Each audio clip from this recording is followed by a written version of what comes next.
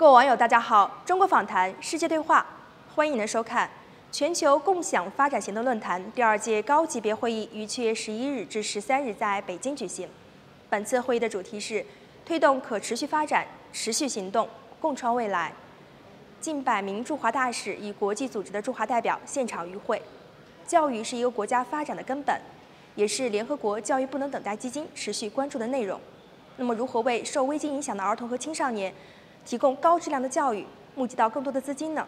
中国网记者在现场采访到了联合国教育不能等待全球基金战略伙伴关系主管纳赛尔·法齐赫。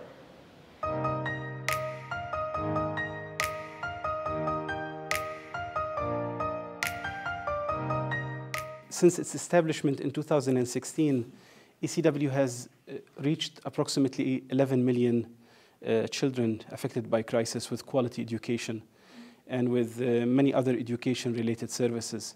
And we've done this in approximately 45 countries. And this is a huge achievement for a fund the size of ECW. ECW also, as a fund, has demonstrated that we can indeed accelerate the SDGs through non-bureaucratic, fast, and very rapid interventions. And I think we have demonstrated a very good way of how the new way of doing work in the UN can be really applied in action.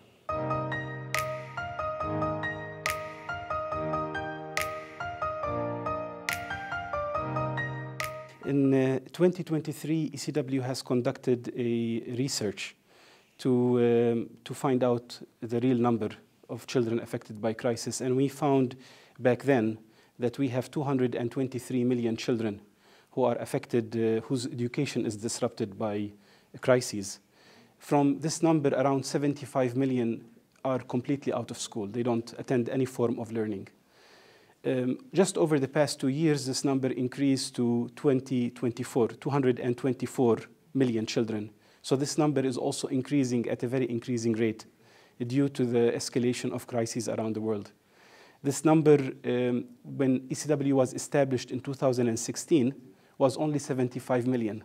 So it tripled in less than 6 years, which means that we are running against against a losing race if peace building doesn't happen hand to hand with development.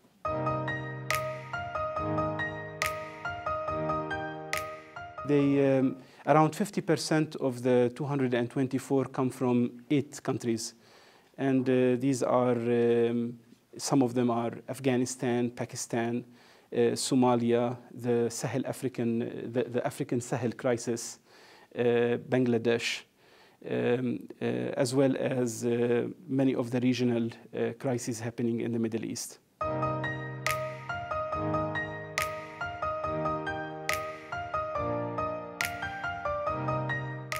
I think the main struggle that we face right now as agencies, UN, governments, and nonprofit organizations is the availability of funding. I think with more funding, we can reach more children. The other aspects are the fact that we have protracted crises with very little stabilization, political stabilization efforts. So we see crises that are lasting for a very long time, and they are just increasing and piling up. Adding to that also what's happening with the climate change, which adds also another layer of vulnerability and compounding the crises of children in crisis by adding hurricanes and earthquakes and changes in the climate like drought in many of the places where we operate. This, of course, results in very weak infrastructure, very weak support to teachers, insufficient teachers, and also the communities that we work with are not only vulnerable from education, they're vulnerable in everything else. So it's very hard to deliver education to a hungry child. So there is also livelihoods issues that are also not attended to for these communities, housing, food, livelihoods, which also increases the vulnerability of families to ensure the retention of children in school. This is why we see early marriage for girls. This is why we see boys and girls going to work at a very early stage. This is why we also see boys being attracted also by terrorist groups So all of these things are affecting the ability to ensure continuous and non-disrupted education for these children.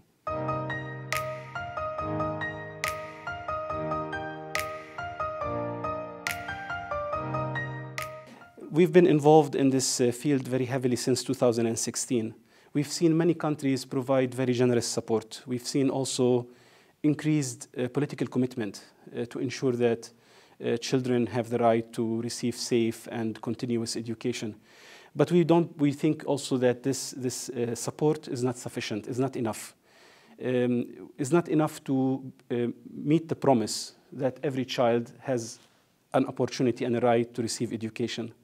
I think more political commitment is needed, and this political commitment cannot just happen for 5-6 years. It has to be continuous over a very long period to also counter-effect the impact of disruption, which has been also escalated further by the COVID-19 crisis. So we were already in a big problem. Then COVID-19 came, and now we have reversed many of our development achievements of the past, and now we are at a place where we need to do even more work to ensure that all children have access to equitable, adequate, quality, and safe learning.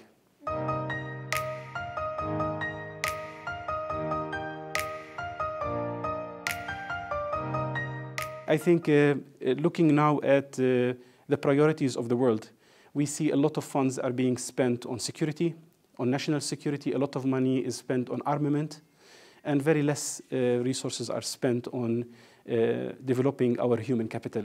And I think this is not good. There has to be more investment from governments, especially the wealthy governments, to support education for everyone in the world. And I think this will require a very large political commitment, first of all. And it has to also include long-term programs to ensure that continuity of support in the countries that need it. I think we also need to look for innovative ways of leveraging funding by working also with the private sector. So it's not only governments. We need to shoulder this effort by private sector, and we need to find ways how to work with the private sector to also complement this very important and strategic priority.